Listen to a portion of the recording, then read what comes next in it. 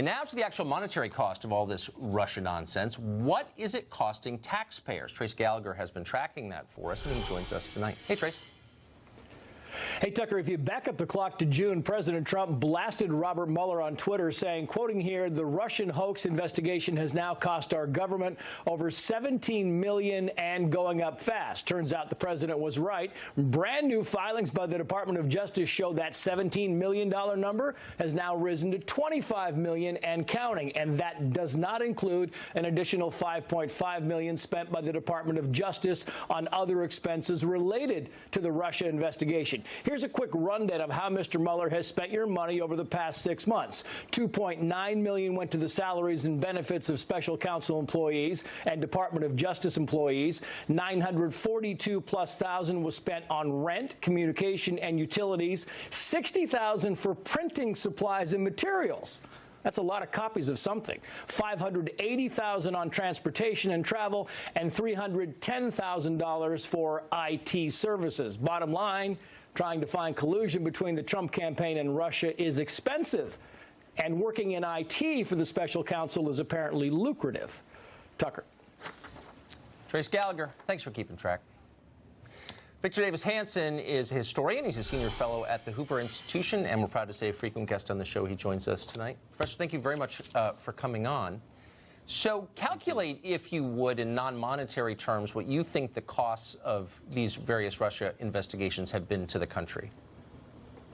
Well, I think there's sins of commission and omission, because why this is all going on, Tucker, we've cracked 3% GDP. We hadn't done that in 10 years. That's not an abstract number. That means millions of people who were not working now have an opportunity. I really see it where I live in southwestern Fresno County. It's a human story.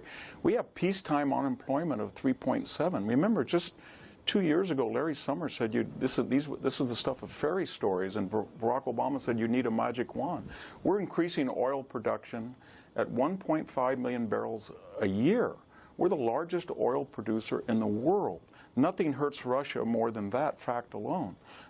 There's no such word in the English vocabulary for peak oil anymore. So there's a human story going on. This is not even talking about progress overseas, and we're just completely uninterested in it. I don't know why, because a lot of very poor people have leverage over employers for higher wages that they never had before. And the second is, there's a really inequality of the law. I mean, we talk about elites, but think of the array of people who have not told the truth. Andrew McCabe was fired for lying to federal investigators. We don't know what's going to happen to him. So far, he hasn't faced criminal charges, but the Inspector General said he was lying. James Comey's statements about the FISA court and the role of the dossier are not true. James Clapper lied under oath to Congress. John Brennan lied under oath to Congress.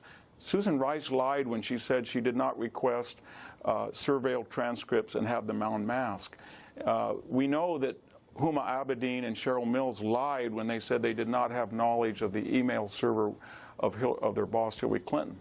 That's not even getting into the deception of the FISA court or the way that the investigations went on the email scandal or putting informants in a presidential campaign. So the second thing, it's really, from a historical point of view, we've had a lot of wrongdoing by elites, and there's been no consequences. So the American people are not paranoid. They're saying, well, the Mueller investigation's going here, but they're going after misdemeanors or nothing, and here these felonies go completely unaddressed. And finally, this Mueller investigation's not in isolation. We had, remember, from the day Trump was elected, we were told that the voting machines were fraudulent. We're going to sue. And then there was in a group, remember about the Electoral College? We had to overturn, get to the electors. And then we went to the 25th Amendment that Trump was unbalanced, and then that didn't work. Then we went to the emoluments clause. He'd profited even though his businesses had lost $1 billion.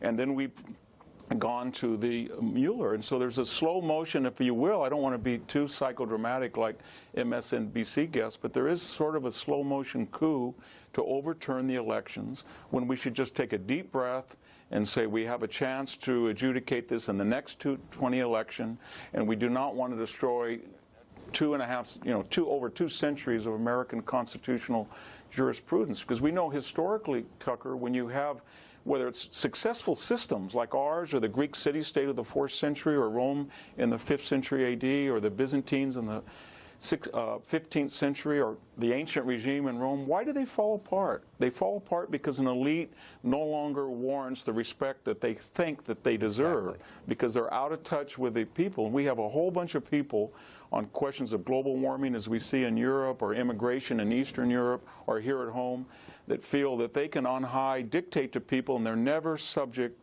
to the ramifications of their own ideology and policy.